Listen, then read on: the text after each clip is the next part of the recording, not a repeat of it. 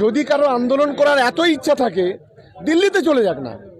এই আইনটা তো দিল্লি পাস করেছে, এই আইনটা তো আমাদের রাজ্য পাস করেনি, রাজ্যের বিধানসভা পাস করেনি, কেন্দ্রীয় সরকার পাস করেছে। তাহলে কেন্দ্রীয় সরকারকে যদি আন্দোলন করার ঝোঁক হয়, রাস্তা অবরোধ করার যদি ঝোঁক হয়, তা দিল্লিতে গিয়ে করুক, তবে তো বাপের বেটা বলবো। কথায় এখানে আন্দোলন হবে, সারা রাজ্যের সারা দেশের বিজেপি ভয় পাবে। এখানে আন্দোলন হবে, সারা দেশের ধর্মনিরপেক্ষ গণতান্ত্রিক প্রক্রিয়ার মানুষ যারা এই আইনের বিরোধিতা করছে, যারা সংবিধানের উপরে যে আঘাত আসছে এর বিরোধিতা করছে, তারা সাহস পাবে। ব্যাপকভাবে জনমত তৈরি হবে, সারা দেশে বিজেপির বিরুদ্ধে আওয়াজ উঠবে, বিজেপি ভয় পেয়ে যাবে, বিজেপিকে এই আন্দোলন প্রত্যাহার করতে বাধ্য হবে, এই আইন প্রত্যাহার করতে বাধ্য হবে। এইরকম একটা সিচুয়েশন তৈরি হবে, বাংলায় যত বড় আন্দোলন তৈরি হবে। আমরা ভাঙড়ে দাঁড়িয়ে বিজেপির বিরুদ্ধে কথা বলছি, সেখানে শওকত মোল্লারা তাদের লোকজনকে দিয়ে পুলিশের একটা সহযোগিতা নিয়ে আমাদের উপরে লাঠিচার্জ করলো, মাথা ফাটালো, আমাদের কর্মীদেরকে আবার অ্যারেস্ট করালো। আমাদের রাজ্যে না করতে বলে কি বলছে, দিল্লি যেতে বলছে। দিল্লি যেতে হবে, মহারাষ্ট্রে যেতে হবে, হরিয়ানাতে, যে গণতান্ত্রিক প্রক্রিয়াতে যে যার মতো ভাবে যে জায়গায় প্রোটেস্ট করবে। এইখানে যখন দুটো বিষয় বলবো, এখানে কেন্দ্র সরকার জীবনদায়ী ওষুধের দাম বাড়ালে আমাদের রাজ্যে আন্দোলন হয়। ইভেন একটা অফিসারকে সিবিআই ধরতে এসেছিল, কতটা অনৈতিক কতটা নৈতিক আমি সে বিষয়ে যাচ্ছি না, সে অফিসার যুক্ত কি যুক্ত আমি অত বিতর্কে যাবো না ভাই, পছন্দ করি না বিতর্ক। কিন্তু আমাদের রাজ্যে বসে তো আন্দোলন হয়েছিল যে ধরা যাবে না। অফিসার কোথা থেকে এসেছিল? দিল্লি থেকে এসেছিল। দিল্লি কাজ দপ্তর ছিল, স্বরাষ্ট্র দপ্তর থেকে এসেছিল, সেখানে কোনো কথা হয়নি, এখানে আন্দোলন হয়েছিল। নোটবন্দির সময় নোটবন্দির ব্যাড ইফেক্টেড দেখিয়ে এখানে আন্দোলন হয়েছিল। সিএর সময় এখানে আন্দোলন হয়েছিল। বিভিন্ন ইস্যুতে বিজেপির বিরুদ্ধে, কেন্দ্র সরকারের বিরুদ্ধে আন্দোলন আমাদের রাজ্যে হচ্ছে। শুধু মুসলিমদের কোনো ইস্যু হয়ে গেলে, চাই নূপুর শর্মা নবী পাক সাল্লাল্লাহু আলাইহি সাল্লামকে বাজে মন্তব্য করলে তার বিরুদ্ধে আন্দোলন করতে গেলে দিল্লি চলে যেতে হবে। আবার ওয়াকাফ মুসলিমদের সম্পত্তি কেড়ে নিচ্ছে, মুসলিম সম্প্রদায়ের মানুষজন চিন্তিত, আতঙ্কিত, তাদেরকে জ্ঞান দিচ্ছে কোথায়? দিল্লিতে গিয়ে তৃণমূলের বড় থেকে ছোট নেতা জ্ঞান দিচ্ছে। এবার প্রশ্ন, কেন দিল্লিতে যেতে বলছে? দর্শক বন্ধুদের বলবো, আমার কথাটা একটু যদি বড় হয় মনোযোগ সহকারে একটু শুনবেন। প্রথম কথা হচ্ছে, আপনি বলুন, দিল্লিতে আমার সাথে যে ব্যক্তির পরিচয় হয়েছিল তিনিও একটা পিটিশনার সুপ্রিম কোর্টে, বলে আমরা তো একটা মামলা করেছি, সেই মামলার জন্য তদারকি করতে এসেছি। স্বাভাবিকভাবে যে জন্য দেখা হয়েছে আমার সাথে, মামলার তদারকি যাদের নামে মামলা আছে তাদের অন বিহাফ আসতে হবে, নাহলে সে পিটিশনার ছাড়া ওখানে ঢুকতে পারে না। স্বাভাবিকভাবে সে একজন গুরুত্বপূর্ণ পার্সন, যেখানে আমি তার সাথে আমার দেখা হয়েছে। কারণ সুপ্রিম কোর্ট একদম চত্বরেই, যেখানে আমরা ছবি টবি তুলে অনেকে পোস্ট করে না, যাতে পতাকার নিচে সুপ্রিম কোর্টের এখানে, ওখানে।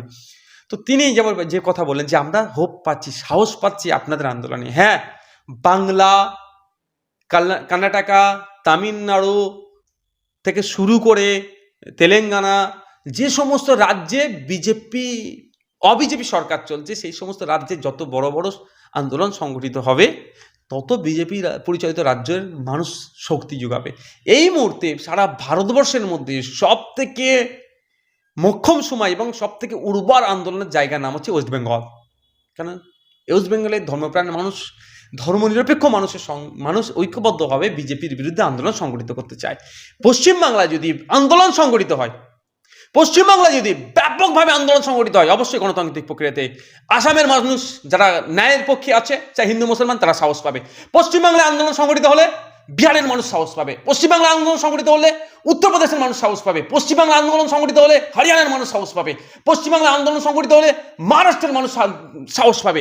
পশ্চিমবাংলায় বড় আন্দোলন সংগঠিত হলে আপনার যে সমস্ত রাজ্যগুলো আছে যেখানে বিজেপি তাদেরকে দবিয়ে রেখেছে, তাদেরকে কথা বলতে দিচ্ছে না, তারাও সাহস পাবে যে না, পশ্চিমবাংলায় এত বড় আন্দোলন হচ্ছে, আমরাও রাস্তায় বেরোই, গণতান্ত্রিক প্রক্রিয়াতে তারাও আন্দোলনের সাহস পাবে। এক কথায় এখানে আন্দোলন হবে, সারা রাজ্যের সারা দেশের বিজেপি ভয় পাবে। এখানে আন্দোলন হবে, সারা দেশের ধর্মনিরপেক্ষ গণতান্ত্রিক প্রক্রিয়ার মানুষ যারা এই আইনের বিরোধিতা করছে, যারা সংবিধানের উপরে যে আঘাত আসছে এর বিরোধিতা করছে, তারা সাহস পাবে।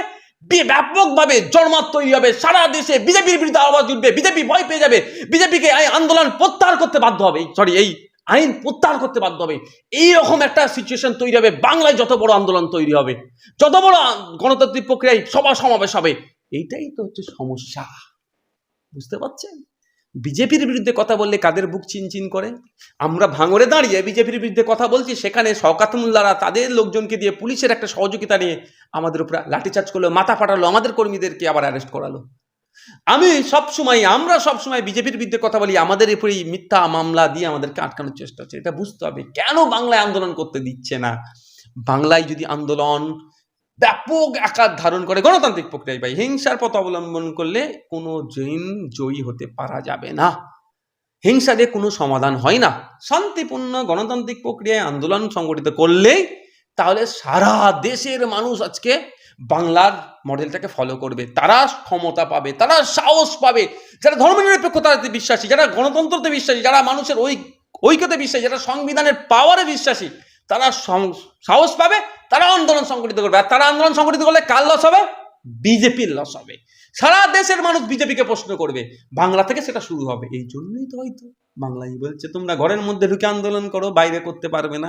বাংলার ধর্মপ্রাণ মানুষ, বাংলার মুসলমানরা, বাংলার দলিত, বাংলার আদিবাসী, বাংলার সম্প্রীতিতে বিশ্বাসী মানুষজন যারা ওয়াকাফের এই আইন নিয়ে এসে মুসলমানদের উপরে আঘাত দিচ্ছে, ওয়াকাফের এই আইন নিয়ে এসে সংবিধানের উপরে আঘাত দিচ্ছে, ওয়াকাফের এই আইন নিয়ে এসে যুক্তরাষ্ট্রীয় পরিকাঠামোর উপরে আঘাত দিচ্ছে, তারা এবার বলুন কেন ঘরে ঢুকিয়ে দিতে চাইছে আপনাদেরকে?